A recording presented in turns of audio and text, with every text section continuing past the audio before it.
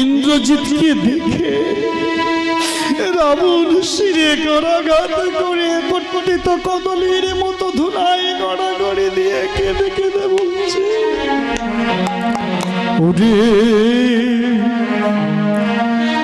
আর নারা খিদে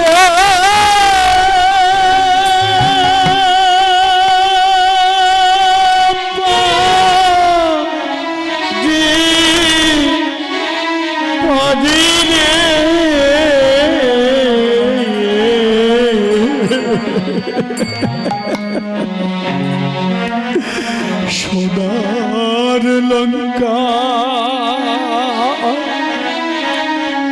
সকল গেল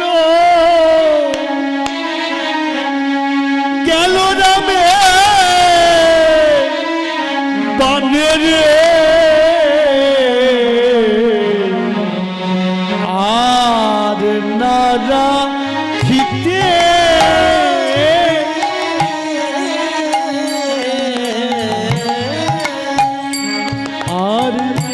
কোথারে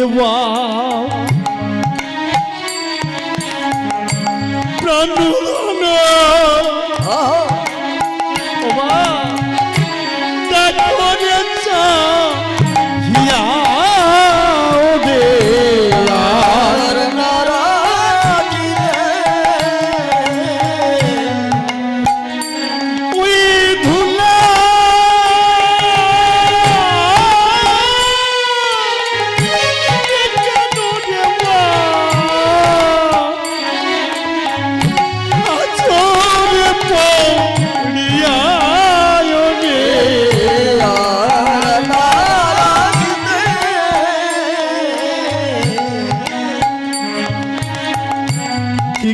দিব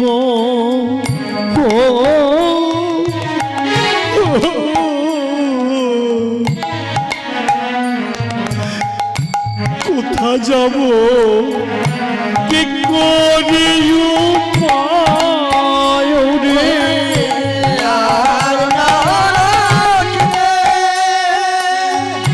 প্রাণ পাখি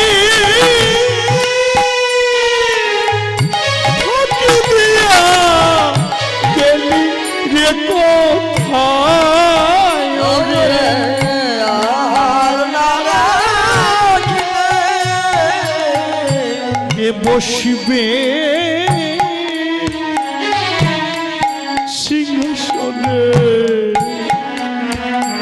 রাজ্য কাজে দিয়া যাব রে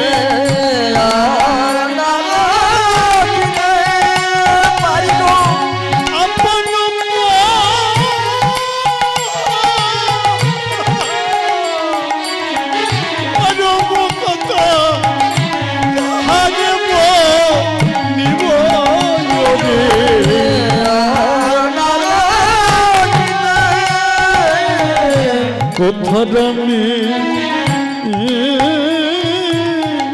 অন্যদনে দেখো নয়া শিয়ারে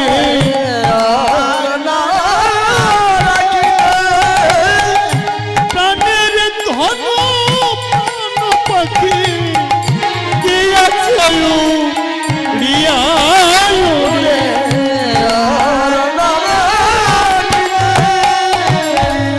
জানি মন্দোদরি আমার ভোগের মন্দিরে রাবণ মায়ের পূজায় আসবেন, তাই ভোগের মন্দির পরিত্যাগ করে মায়ের মন্দিরে গিয়ে মন্দিরের সেবা পরিচর্যা করছেন, মন্দিরটাকে সুসজ্জিত করছেন। প্রতিনিয়ত রাবণের অট্টহাস্য আনন্দ চিৎকার তার কানে প্রবেশ ঘটে। আজ চমকে উঠলেন কেন? রাবণের আর্তনাদ শ্রবণ করে কি এমন ব্রহ্ম মুহূর্ত, এমন সময়, এমন সকালবেলা রাবণ এমন করে আর্তনাদ করছে কেন? রাবণের আর্তনাদ শ্রবণ করে রানী আলু থালু পাগলিনীর বেশে ছুটে চলেছে। ছুটে গিয়ে রাবণের সামনে দাঁড়িয়ে বলছে, প্রভু গো, ও প্রভু, তুমি এমন করে আর্তনাদ চিৎকার করছো কেন? দেখো দেখো, চেয়ে দেখো কেমন করে চির ঘুমিয়ে ঘুমিয়ে পড়েছে আমাদের। কে ঘুমাচ্ছে গো? এমন করে ধুলার আসনে সবাবৃত হয়ে কে আছে?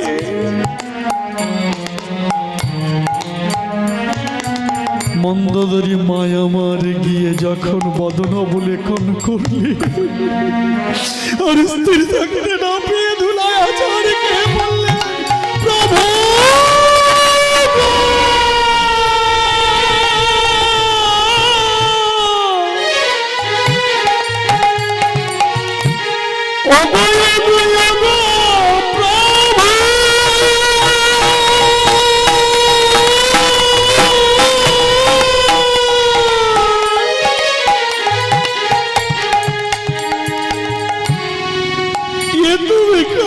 আমাকে দর্শন করে লেগে প্রভু, কোথায় বা প্রাণনিধি দেখো নয়ন মেলে ওরে,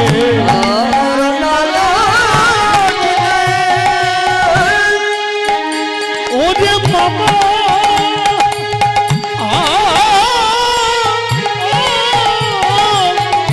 বলে ডাকো একবার বদন তুলে,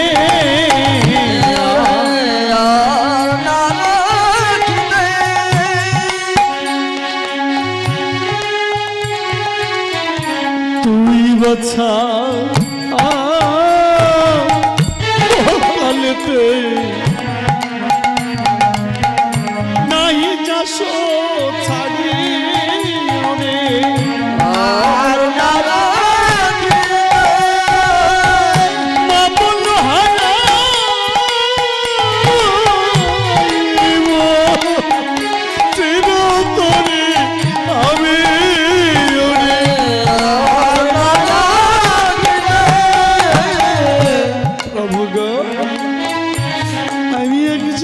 হতভাগিনী মা। তুমি তো রাজাধিরাজ রাজা গো। ও রাজা, তোমার কর্তব্য তোমার রাজ্যের প্রজাদেরকে রক্ষা করা।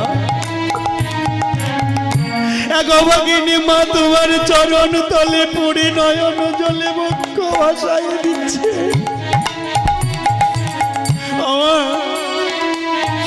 আমার হারানো দেওয়ান কোলের নিধিকে তুমি ফিরাই দাও গো, ফিরাই দাও, আমার নিধিকে তুমি ফিরাই দাও। আমি জানি তুমি ফিরিয়ে দিতে পারবে না।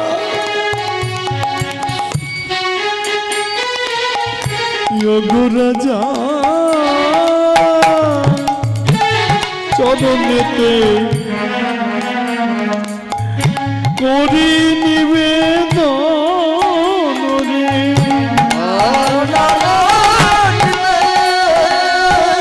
বন্ধ করো এই না তুমি মহাঘোর জন রে। চলো রামের সীতা রামকে দিয়ে ধরি রামের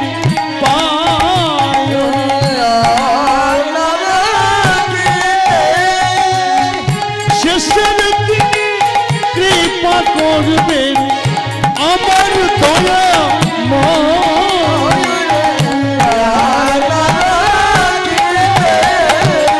কেউ না জানুক, আমি জানি গো প্রভু, আমি জানি ভগবান রামচন্দ্রকে। ও প্রভু, রাম যেম নুষ্য নয় গো, নবীন জটা ভাদে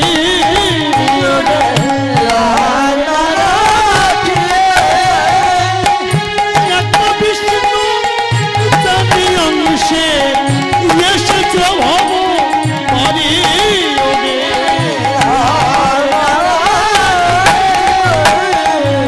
রামের সীতা রামকে দিয়ে জোরে তোরি রামের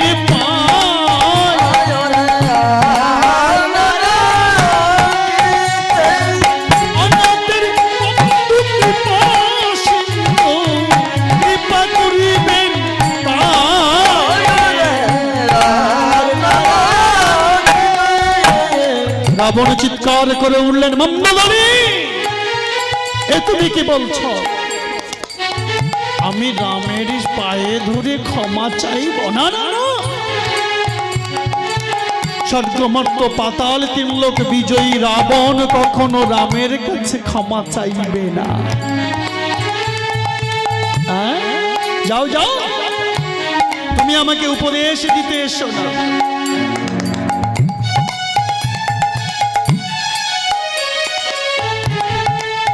তুমি আমাকে উপদেশ দিতে এসো না। তুমি অবলা নারী, যাও গিয়ে গৃহে ফিরে যাও। এই জগৎবাসী দেখবে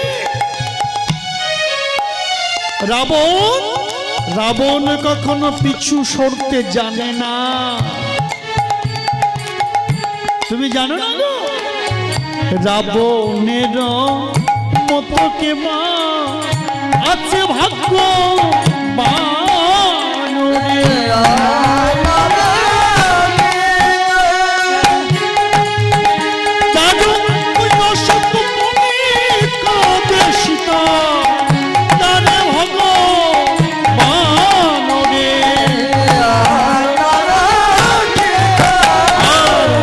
রাবণ যদি চুরি করিয়া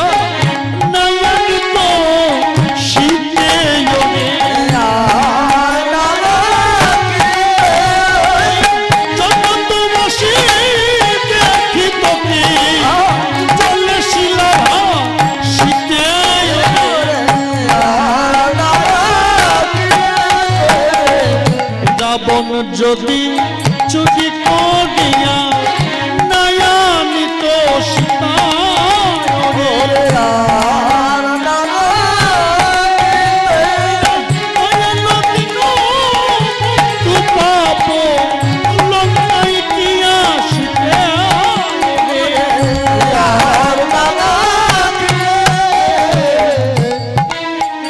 আমি জিনলে রস পাবো মইলে স্বর্গ মাসে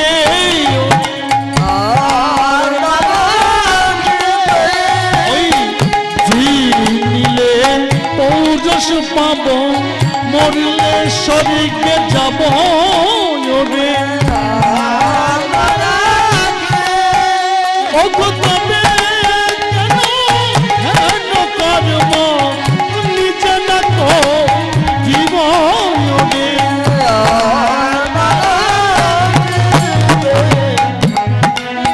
রাবণের নয়ন জলে মাঝে মাঝে ভেসে যাচ্ছে, কিন্তু এই নয়ন জল কিন্তু কেবল পুত্রের জন্য নয়। কেন ভাসছে? ভগবান রাবণের বহিরঙ্গে বৈরী ভাব, কিন্তু অন্তরে মহাপ্রেম এবং ভক্তির সঞ্চার। অগমন্দোদরী তুমি কেবল রাবণের বাইরের দিকটা দেখলে গো। তুমি জানো না আমি কতদিন ধরে অপেক্ষা করে আছি দয়াল কবে এসে আমার এই পাপ লঙ্কাকে উদ্ধার করবে। একে একে আমি সবাইকে ভগবানের চরণে সমর্পণ করি, তবেই যে আমার কাছ থেকে ছুটি নেব। তুমি যাও ওই ভোগের মন্দিরে গিয়ে তুমি অবস্থান করো। আমার মতো ভাগ্যবান কে আছে যার দ্বারে ভগবান কাঁদছে, অশোক বনে লক্ষ্মী বাধা। আমি ভগবানের সঙ্গে যুদ্ধ করছি, সংগ্রাম করছি, লড়াই করছি। তুমি জানো না গোমন্দনী, পাপীর কাছে কখনো কি ভগবান আসে?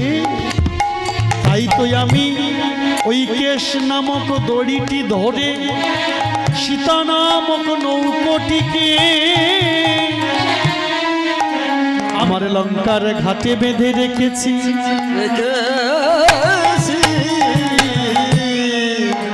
সেই নাবিক নৌকা হাদাইয়ে নৌকা অন্বেষণ করতে করতে আমার এ পাপলঙ্কায় এসেছে। আমার যে মুক্তির আর বাকি নেই, তাই জগৎবাসীকে দেখাবার জন্য রাবণ চিৎকার করে উঠল, রে তোরা কে কে অস্ত্র ধরতে পারিস, আজ সকলে সুসজ্জিত হয়ে আমার সঙ্গে সমরে চল। রাবণ স্নান সেরে মায়ের চরণে গিয়ে দাঁড়িয়েছে। মা, আমি তোর চরণ ছুঁয়ে প্রতিজ্ঞা করছি, যতক্ষণ পর্যন্ত আমি আমার পুত্র হত্যাকারীর প্রাণ বিনাশ করতে না পারব, আমি জল স্পর্শ করব না। জয় চণ্ডী বলে মায়ের চরণে যেই রক্ত জবা সমর্পণ করেছে। মাগো আশীর্বাদ কর আমার, আমি চললাম আজ প্রভাতের মহারণ মহাযুদ্ধে। যেমনি চলেছে অমনি আমার মায়ের হাতের রক্ত জবা মায়ের চরণে পতিত হল। রাবণ লক্ষ্য করে দেখলেন মায়ের চরণে শায়িত আছে এক গোপন অস্ত্র। অমনি রাবণ আশ্চর্যান্বিত হয়ে মাকে বলছেন, মা ও জগৎ জননী, তুমি তোমার সন্তানের মনোবাঞ্ছা পূর্ণ করবে বলে, তোমার নামে প্রতিজ্ঞা করেছি বলে তুমি তুমি তার এই ইঙ্গিত জানিয়ে দিলে। রাবণ মায়ের পায়ে প্রণাম করে সেই বাণটি তুলে নিলেন, যার নাম শক্তিশীল বাণ। সকলকে বললেন, সবাই মাদল বাজ ধ্বনি দিয়ে যাত্রা করুন। আজ সমরে রাবণ নিজেই চললেন।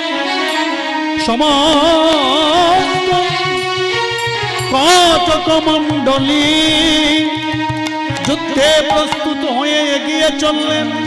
সারথী মনমত রথ সুসজ্জিত করে এনে রাবণকে উপবেশন করালেন। রাবণ জয় মা চণ্ডী হুঙ্কার দিয়ে রণপথে পাবারালে। ও মাদল বাজরে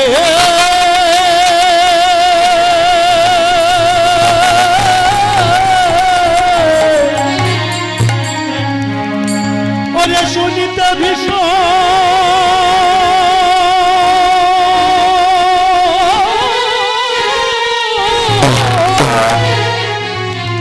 ধনু করে যুজিবারে জয় রাজা দশা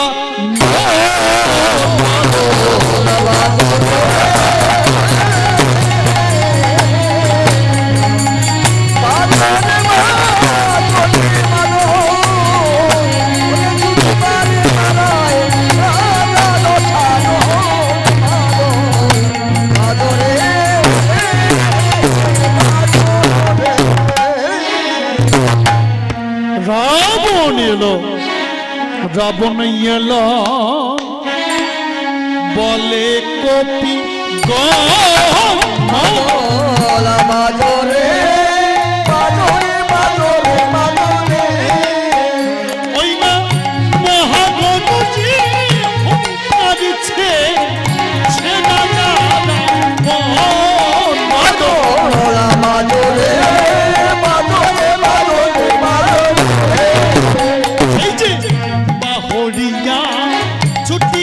চলে যত কতক গনে বাজরে বাজরে বাজরে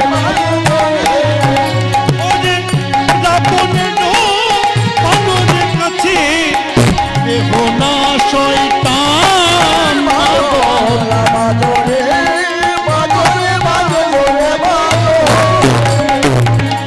জাম্বুবান বলে হনুমান একটুখানি থামো মাগো বাজরে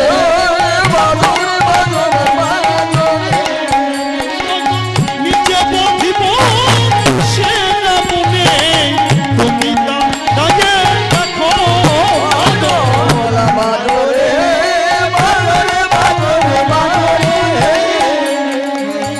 বুড়া জম্ভ মানইনা চিনলম পতিল মাগো বাজরে অনেক শুনে দেব চূড়াতে আসি এই উপনীত হল বাজরে বাজরে বাজরে আর লাঠি মেরে পর্বত চূড়া করল বুড়া ঘুরা মাগো বাজরে ওই না উচ্চা পাথর নামে বাঁধিয়া হইল মহাতে যা বাজরে সেজে দুই বগলে দুখান পাথর নিয়েছে গো হরি মাগো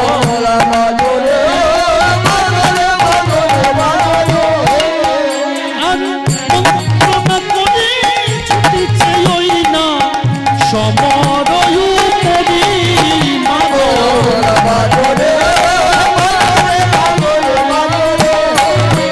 ওই নাচিতে বুড়া ওই না রক্ত মাঝে যায় মাগো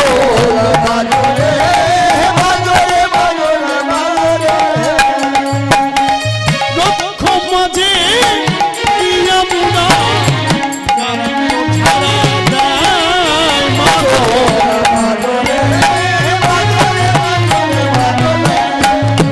সেই উচ্চা পাথরের ঘায়ে মরিছে কত রাক্ষসের সেনা মাগো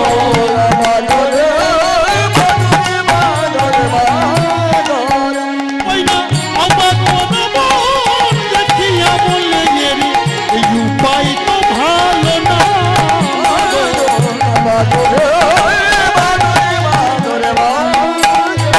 সেজে দুই বগলের দুখান পাথর রাবণ দেখে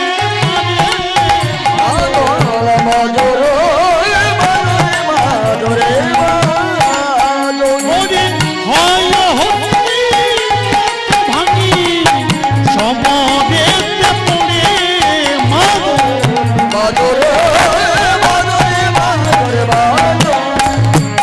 আর পুণ্যদয় সারথি নতুন রতুয়া নিয়া দিল মাগো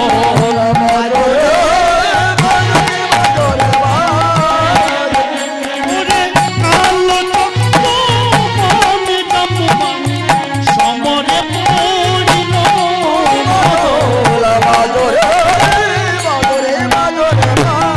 যুদ্ধ চক্র বনে বন্ধি হইল কতক গণে মাগো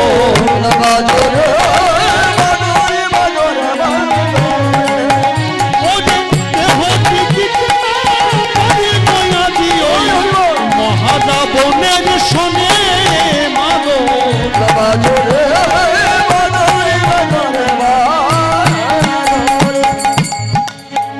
রাবণের সঙ্গে আজ কোনো কটক মণ্ডলী দাঁড়াতে পারছে না, হনুমান পর্যন্ত বন্দী হয়ে পড়েছে। কিন্তু রাবণের অভিলাষ অন্য কিছু, অন্বেষণ করছে কোথা রামচন্দ্র, কোথা ঠাকুর লক্ষ্মণ।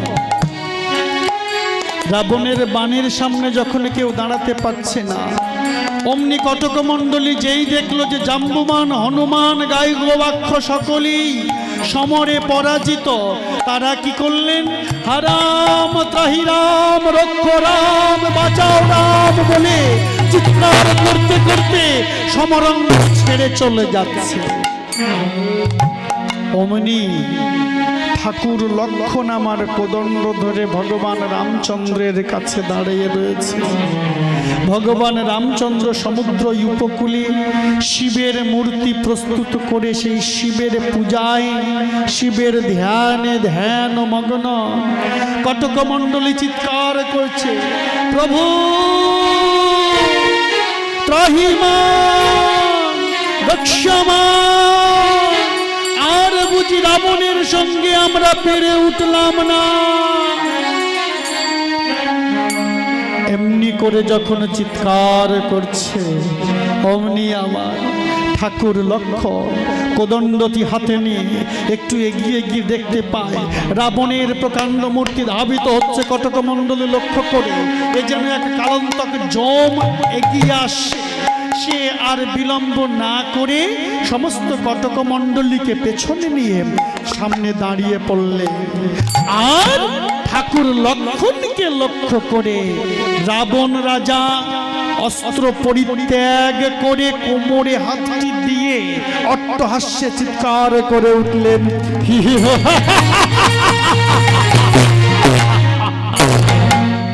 ওরে আমার পুত্র হন্তাকারী লক্ষণ, আজ তোকে আর নিস্তার নাই। আমি এ সমরে এসেছি একমাত্র তোকেই হত্যা করব বলে। মায়ের কাছে প্রতিজ্ঞা করে এসেছি, যতক্ষণ না পর্যন্ত আমি তোর প্রাণ নিতে পারি ততক্ষণ পর্যন্ত আমি জল স্পর্শ করব না,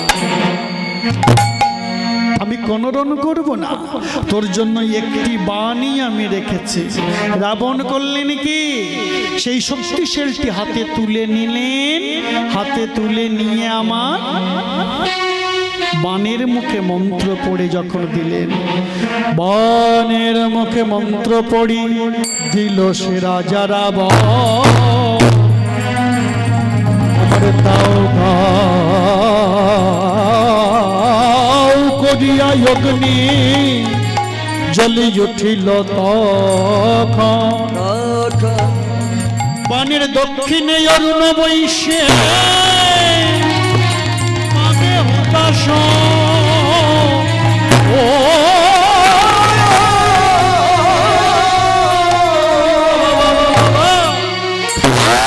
পৃষ্ঠে বসি পবন করিছে চালো।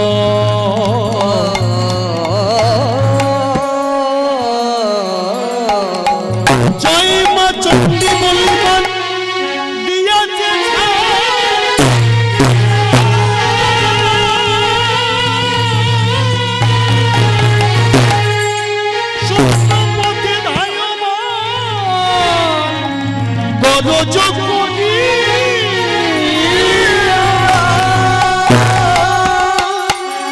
শূন্য পথে বান ধেয়ে চলেছে বাবা, কিন্তু এমন ক্ষমতা লক্ষণের নাই যে সে বানকে সে প্রতিহত করবে।